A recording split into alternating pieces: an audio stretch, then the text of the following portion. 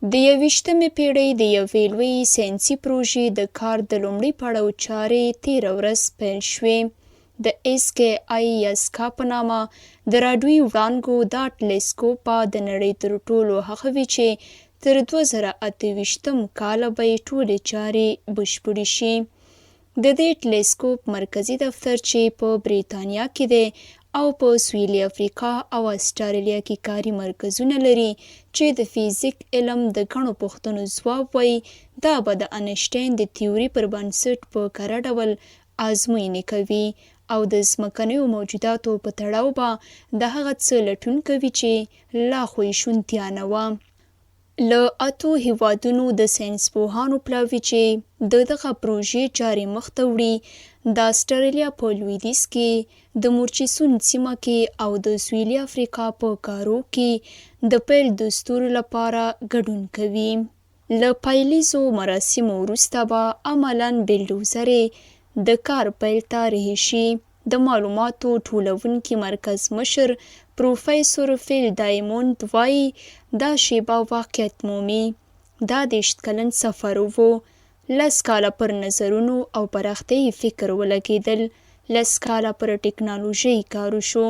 وروستي 10 کلونه پر بشپړ ډیزاین، د سایټونو په خوندي کولو او د حکومتونو پر هوکړې ولګېدل. SKI د مالي لګښتونو د لګولو لپاره یوه اداره جوړه کړه.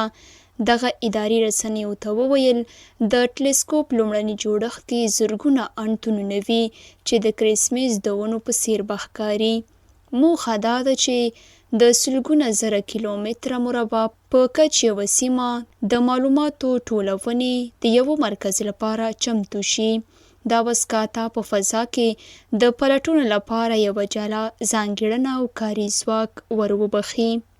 دا سیستم به د فریکونسۍ په اډانه کې له 50 میگا هرتزه تر 25 گیگا هرتزه کار وکړي. د څپو د اوږدوالي له پلوه به له ساتنې متره تر متر اډانه ولري. دا هر څه به ټلسکوپ د دې جوګه کړي چې له ځمکې په میلیاردونو کلونو واټن سره خورا کمزوري سیګنالونه کشف کړي. په دې کې به هغه سیګنالونه هم وي چې د کائناتو له پیدایښت راوروسته سلګونو میلیونو کلونو کې راوتلي.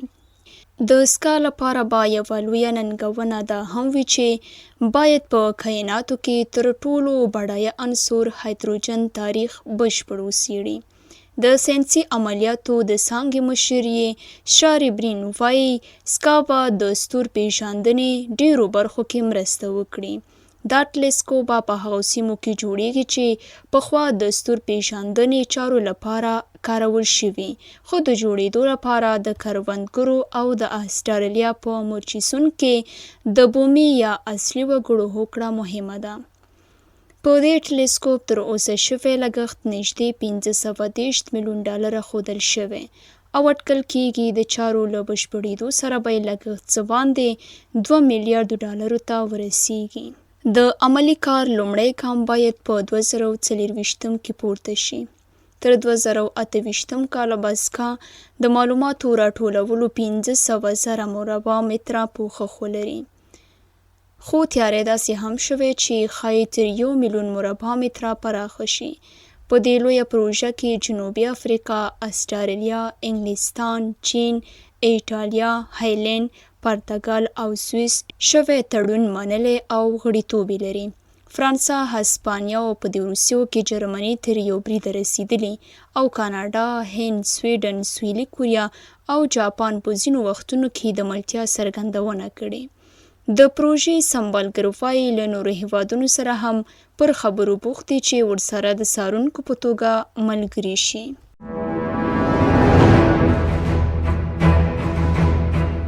د نورو جالبو کیسو او په زړه پورو معلوماتو اوریدو لپاره زموږ چینل درسره سبسکرایب کړئ. تر بیا ښې چارې.